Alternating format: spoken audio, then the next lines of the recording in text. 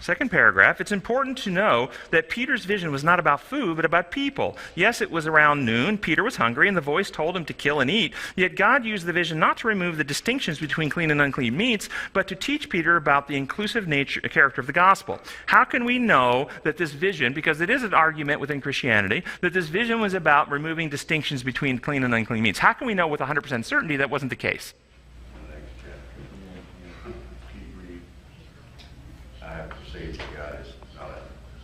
So the next chapter is an interpretation of the application of bringing the Gentiles in, so you could use that.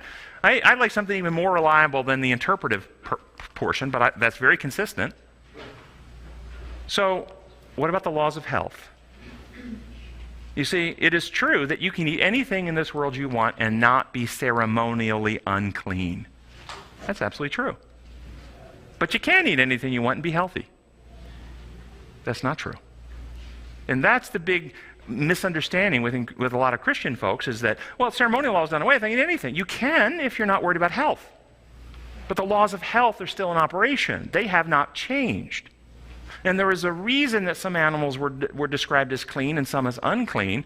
And the reason he codified it in their system was not just for ceremonial purposes, but because he wanted them to be the healthiest. And you look at many of their ceremonial laws, they had to do with how they handled waste products, how they handled garments with blood that became a bacterial breeding ground, and so forth and so on. And would we say, well, now that ceremonial law is done away with, we don't need to wash our hands, we don't need to take care of proper sanitation and sewage, and we can take our bloody garments and just leave them around. It doesn't really matter because ceremonial law is done away with. No, people don't do that. We actually have codified into the human civil code all types of sanitation laws and how to handle these things. And it's all based on the laws of health. And so we can know that he was not doing away with this distinction because the laws of health are still in force. And the science has told us that it really does make a difference physiologically to your health what foods you eat.